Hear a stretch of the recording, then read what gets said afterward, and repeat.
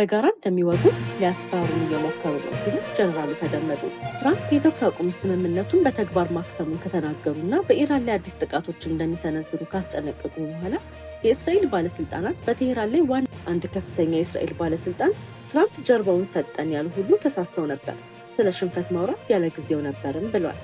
የአሜሪካው ፕሬዝዳንት ዶናልድ ትራምፕ ለእስራኤል ጠቅላይ ሚኒስትር ቤንያሚን ኔታንያሁ ያላቸውን አድናቆት የገለጹ ሲሆን ኔታንያሁን ታላቅ የጦርነት ጊዜ ጠቅላይ ሚኒስትር ሲሉም ጠርተዋቸዋል። ፕሬዝዳንቱ አክለው በታሪክ ውስጥ ለእስራኤል እንደሳቸው ውለታ የዋለ ሌላ የአሜሪካ መሪ እንደሌለ ተናግሯል። ሰላም የተከበራችሁ የሀበሻ ጉር ዜና ዩቱብ ቤተሰቦቻችን፣ እንደተለመደው በዛሬውን ስርጭታችን ውስጥ ትኩረትን የሚስቡ ክስተቶችን፣ የፖለቲካ፣ የኢኮኖሚ፣ የማህበራዊና ሌሎች ወቅታዊ ጉዳዮችን በዝርዝር ልናቀርብላችሁ ተዘጋጅተናል። እስከ ቪዲዮ መጨረሻ ድረስ ከኛ ጋር አብራችሁ እንድትቆዩ በታላቅ አክብሮት እንጋብዛችኋለን። ከኛ ጋር በመቆየት አንዳችን ጠቃሚ መረጃ እንዳያመልጣችሁ ያድርጉ። ወደ ዝርዝር መረጃዎቻችን እናልፋለን።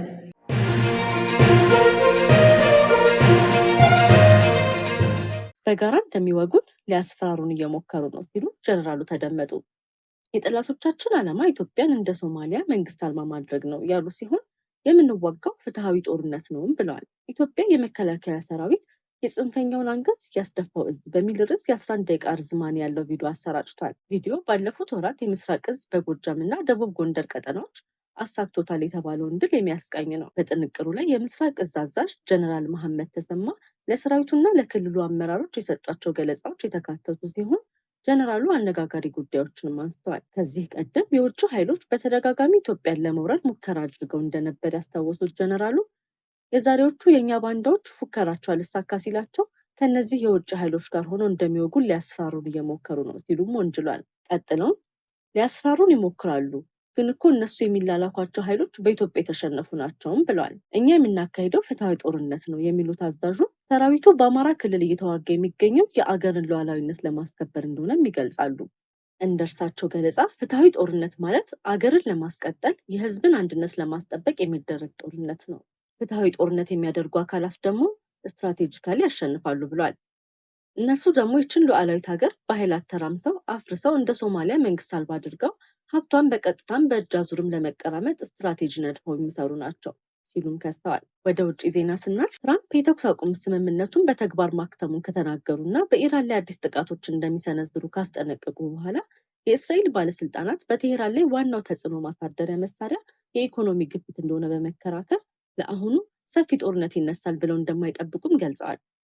ጠቅላይ ሚኒስትር ቤንያሚን ኔታንያሁና የመከላከያ ሚኒስትሩ እስራኤል ካትዝ ረቡዕ ምሽት ሊያደርጉት የነበረውን የወታደራዊ ስነስርዓት ተሳትፎ የሰረዙ ሲሆን የእስራኤል በአሜሪካና በኢራን መካከል ዳግም ያገረሸው ፍጥጫ በቅርበት እየተከታተለች ባለችበት ወቅት የደህንነት ውይይት ለማድረግ ተሰናድተዋል። ይህ እርምጃ የተወሰደው በፋርስ ባህረ ሰላጤ ላይ ሌሊቱን ሙሉ ጥቃቶች ከተፈጸሙና የአሜሪካው ፕሬዚዳንት ዶናልድ ትራምፕ ከኢራን ጋር የተደረገውን የተኩስ አቁም ስምምነት በተግባር ማክተሙን በመግለጽ ጠንከር ያለ ንግግር ካደረጉ በኋላ ነው።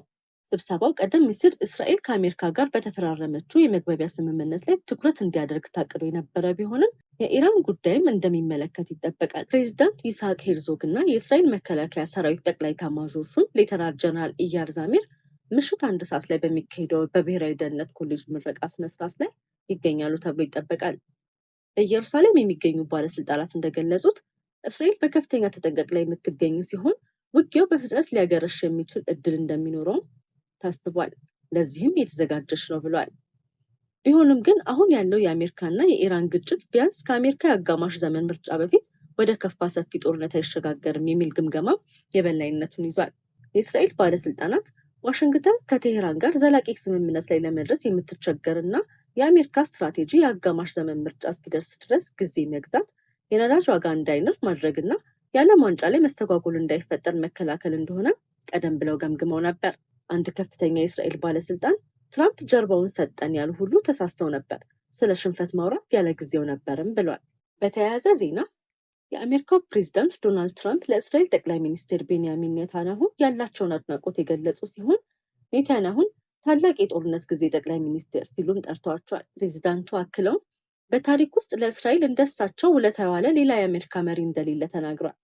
ትራምፕ ዋሽንግተን ኢየሩሳሌምን የእስራኤል ዋና ከተማ አድርጋ በይፋ ማሳወቋን በምሳሌነት በመጥቀስ እንደኔ ለእስራኤል የሰራ ማንም የለም ያሉ ሲሆን ካለፉ የአመራር ዘመናቸው ጀምሮ ከኔታንያሁ ጋር በቅርብና በትብብር ሲሰሩ እንደነበረም አስታውቀዋል። ኔታንያሁ በድጋሚ እንዲመረጡ ፍላጎት እንዳላቸው የጠየቁት ፕሬዝዳንትም በቀጥታ በሀገሪቱ ውስጥ ፖለቲካ ውስጥ ጣልቃ እንደማይገቡ ቢገልጹም ጠቅላይ ሚኒስትሩ ግን በጣም ጥሩ ስራ በመስራታቸው በህዝባቸው ዘንድ ተወዳጅ መሆን እንደሚገባቸውም ጠቁሟል። ከዶናልድ ትራምፕ ወሬ ሳንወጣ ዛሬ ምሽት በድጋሚ በኃይል እንመታቸዋለን በማለት ከተናገሩ በኋላ የአሜሪካ ጦር ኢራን ላይ አዲስ ዙር ጥቃት ከፈተ። የሆርሙዝ ወሽመጥ የወደብ ከተሞች የሆኑት ሲሪክና ባንደር አባስን ጨምሮ በሀገሪቱ ደቡባዊ ክፍሎች ፍንዳታ መፈጠሩን የኢራን መንግስት መገናኛ ብዙሃን ዘግበዋል። ከአሜሪካ እርምጃ በኋላ የባህረ ሰላጤው ሀገራት በኢራን ጥቃት እንደተፈጸመባቸው አስታውቀዋል። ኢራንም ይህን ተከትሎ የአሜሪካ የጦር ቤት ስፍራ ናቸው በተባሉና በባህረ ሰላጤው ሀገራት የሚገኙ የጦር ሰፈሮችን ከበባ ለማድረግ እግረኛ ወታደሮችን ልካለች ሲል ኢራን ሚዲያ ዋቢ አድርጎ የዘገበው ኢራን ሜሊ ነው። ወደ ሌላ ዘገባችን ስንሸጋገር voters of all ages, of all races, of all religions sends a clear message. We will not wait. ዛሬ በኢትዮጵያ ተወልዳ በአሜሪካን ፖለቲካ ከፍተኛ ትኩረት ስለተሰጣት ሜላት ኪሮስ እንቃኛለን። ሜላት ኪሮስ በአዲስ አበባ ተወለደች። በልጅነቷ ከቤተሰቧ ጋር ወደ አሜሪካ ተዛውራ ኮሎራዶ ግዛት አደገች። ቤተሰቦቿ ከኢትዮጵያ የወጡት በወቅቱ በነበረው የፖለቲካ አለመረጋጋት ምክንያት እንደነበረ በተለያዩ ቃለ መጠይቆች ላይ ገልጻለች። በአሜሪካ ያደገችው ሜላት በትምህርቷ እጅጉን ጎበዝ ተማሪ ነበረች። ከዚያም የህግ ትምህርት ተከታትላ ጠበቃ ሆነች። በሙያዋ የማህበረሰብ ፍትህ፣ የሲቪል መብቶችና የህግ ተደራሽነት ጉዳዮች ላይ ሰርታለች። ከዚህ በኋላ ወደ ፖለቲካ ገብታ ለአሜሪካ ኮንግረስ ተወዳዳሪ ሆነች። በምርጫ ዘመቻዋ የጤና አገልግሎት፣ የመኖሪያ ቤት ተደራሽነት፣ የሰራተኞች መብትና የኢሚግሬሽን ማሻሻያ የሚሉ ጉዳዮችን በማስቀደም ብዙ ድጋፍ አግኝታለች። በ2026 በኮሎራዶ በዲሞክራቲክ ፓርቲ ቅድመ ምርጫ ያስመዘገበችው ውጤት በአሜሪካ ፖለቲካ ትልቅ ዜና ሆኗል። ይህም የብዙ ዓመታት የፖለቲካ ልምድ ያላት ተፎካካሪዋን በማሸነፍ የተገኘ ውጤት መሆኑን ተጠቅሷል። በሌላ በኩል በጋዛ ጉዳይና በአሜሪካ የውጭ ፖሊሲ ላይ የያዘችው አቋምም ውይይት ያስነሳ ጉዳይ ሆኗል። ሜላት ኪሮስ የኢትዮጵያ ህዝቦቿን እንደምታከብር በተደጋጋሚ ተናግራለች። በአሜሪካ የተገኘው ዕድል ተጠቅማ ለማህበረሰብ አገልግሎት መስራት የህይወት ግቧ መሆኑንም ገልጻለች። በመጨረሻ ሜላት ኪሮስ በመጪው አጠቃላይ ምርጫ ምን ውጤት ታስመዘግባለች? ይህን የሚወስነው የአሜሪካ የመራጮች ድምጽ ይሆናል። በተጨማሪም የሜላት ኪሮስ ፖለቲካዊ ጉዞ በአሜሪካ ውስጥ ሆነ በኢትዮጵያ ዲያስፖራ ዘንድ ትልቅ ትኩረትን ያገኘ ሆኗል። እናንተስ አድማጭ ተመልካቾቻችን በዚች ኢትዮጵያዊ ትንስት ዙሪያ ምን ታስባላችሁ? ያላችሁን ሀሳብ አስተያየት በሀሳብ መስጫ ሳጥናችን ውስጥ አስቀምጡልን። ወደ መዝናኛ ዜናችን እንሸጋገራለን። የታላቁ ድምፃዊ ቴዎድሮስ ካሳሁን ቴዲ አፍሮ ኢትዮሪክ አልበምን ግራፊክስ ዲዛይነር የሆነው ወጣት ዳዊት ሰለሞን ለኪነ ጥበብ አባቱ ለቴዲ አፍሮ ልባዊ ምስጋናውን አቅርቧል። የ23 ዓመቱ ወጣት ዳዊት ከወራት በፊት ጓደኞቹ ጋር በሄደበት አጋጣሚ በፖሊስ ተይዞ በስር መቆየቱ ይታወሳል። ዳዊት በአቃቤ ሕግ ክስ ተመስርቶበት ፍርዱን ሲከታተል ቆይቶ በ100,000 ብር ዋስትና እንዲለቀቅ ፍርድ ቤቱ ወስኗል። የቴዲ አፍሮ ግራፊክስ ዲዛይነር ዳዊት የተጠየቀውን ገንዘብ በመክፈል ዋስትና መለቀቁን ገልጾ ቴዲ አፍሮ ዳዊትን ጨምሮ አብረው የታሰሩትን ተጠርጣሪዎች የዋስትና ገንዘብ ከፍሎ ከስር እንዲወጡ ማድረጉንም ተናግሯል። ወጣቱ ዳዊት የተጠየቀውን የዋስትና ገንዘብ ክፍያ ቴዲ አፍሮ በመክፈሉ ልባዊ ምስጋናውን ገልጾ ማኔ ቴቄል ፓሪስ በማለት የእግዚአብሔርን ፍርድ የሚያመለክት መልእክት አጋርቷል። ትርጉሙም ተቆጥሯል፣ ተመዝኗል፣ ተከፍሏል የሚል ትርጉም ይይዛል። የግራፊክስ ባለሙያው ዳዊት ከምስጋናው ባሻገር ለንጉሱ ቴዲ አፍሮ ለ50ኛ ዓመት የልደት በዓሉ መልካም ምኞቱን ገልጿል። ለዛሬ ያዘጋጀናቸው ትኩስ አስፈላጊና ሰበር መረጃዎች እስከዚህ ድረስ ነበሩ። ጊዜያችሁን ሰጥታችሁ ከኛ ጋር ስለነበራችሁ ከልብ እናመሰግናለን። ሁልጊዜ ፈጣን፣ ትክክለኛ፣ የተረጋገጠና ሚዛናዊ ዜና እንዲደርሳችሁ በየቀኑ በትጋት እየሰራ እንገኛለን። በኢትዮጵያና በዓለም ዙሪያ የሚከሰቱ ወቅታዊ ክስተቶች፣ የፖለቲካ፣ የኢኮኖሚ፣ የማህበራዊና ሌሎች ወቅታዊ ጉዳዮችን በፍጥነትና በአስተማማኝ ሁኔታ ለእናንተ ለማድረስ ቁርጠኞች ነን።